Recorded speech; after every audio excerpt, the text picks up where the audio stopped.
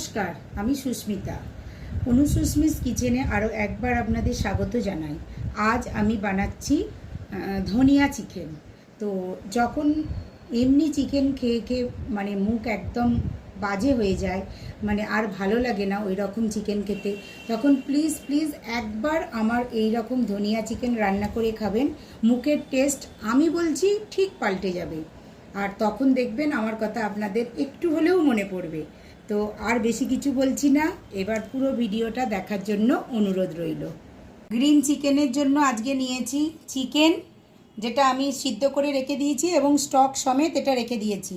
এরপর লাগছে রসুন বাটা, কাঁচা লঙ্কা, দুটো পাতিলেবু, লবণ, অনেকটা পরিমাণে ধনেপাতা, মানে এক আঁটি পুরো নিতে হবে আপনাদের, আর পেঁয়াজ কুচো 7-8টার মতো। আমি এবার মিক্সিতে একটা পেস্ট বানিয়ে নেব। পুরো ধনেপাতাটা এবং কাঁচা লঙ্কাটার পুরো পেস্ট আমি বানিয়ে নিচ্ছি।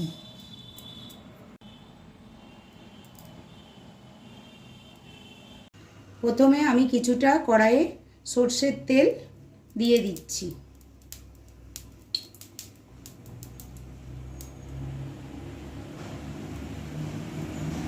তেল গরম হয়ে গেছে, এবার আমি পেঁয়াজগুলো ভালো করে লাল করে ভেজে নেব।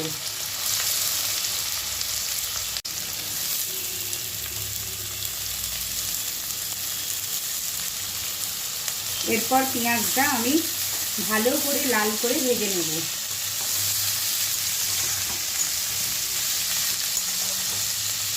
আমি মাঝখানটা একটুখানি ফাঁকা করে নিলাম এবং ওখানে আর একটু সর্ষের তেল আমি দিয়ে দিচ্ছি।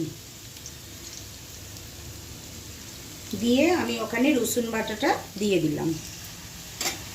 এরপর আমি রসুনটা ভালো করে লাল করে ভেজে নেব এবং পেঁয়াজটাও লাল করে ভেজে নিচ্ছি। আমি পেঁয়াজটা ঠিক এইরকম লাল লাল করে ভেজে নিয়েছি এবং এর মধ্যে এবার আমি এই দেখুন ধনেপাতাটা এইভাবে আমি বেটে নিয়েছি। তো এই পুরো ধনেপাতাটা এতে একটু বেশি করেই লাগবে, যেহেতু এটা গ্রিন চিকেন। তো এই এতটা পরিমাণে ধনেপাতা আপনারা এই পেঁয়াজের ওপর দিয়ে দেবেন।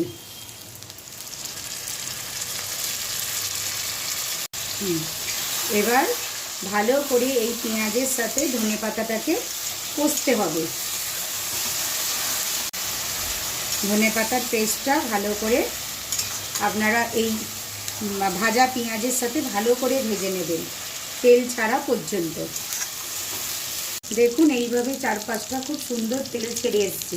এতে আমি ছোটো চামচের 1 চামচ নুন দিয়ে দিলাম, কারণ আমি চিকেন সেদ্ধর সময় আমি নুন দিয়েছিলাম কিছুটা, সেই জন্য এখন কম পরিমাণেই নুন দিলাম। দিয়ে এরকম করে এটা নাড়তে হবে। এরপরে চিকেন সিদ্ধটা আমি দিয়ে দেব। এরপর আমি চিকেনটা দেখুন এইভাবে দিয়ে দিচ্ছি।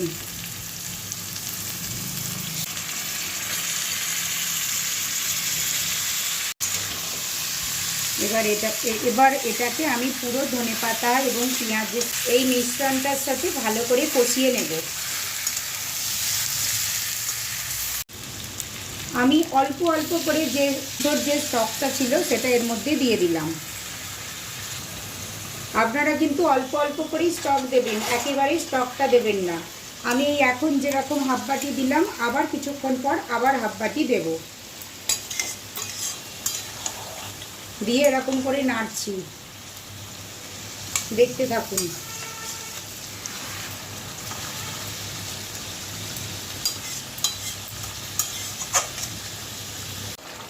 আমি কিছুটা স্টক এতে আগে দিয়েছিলাম, এবার শেষে আমি আরও কিছুটা স্টক এর মধ্যে দিয়ে দিচ্ছি এবং এই পুরোটা আমি 15 মিনিটের জন্য চাপা দিয়ে এটা রান্না হতে দেব।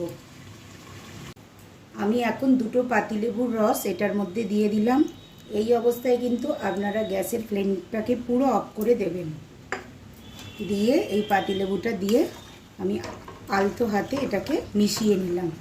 দেখুন ফাইনাল লুকটা ঠিক এইরকম দেখতে হয়েছে। এবার আমি এটাকে সার্ভ করে নেব, তারপর আমি আবার ফেরত আসছি।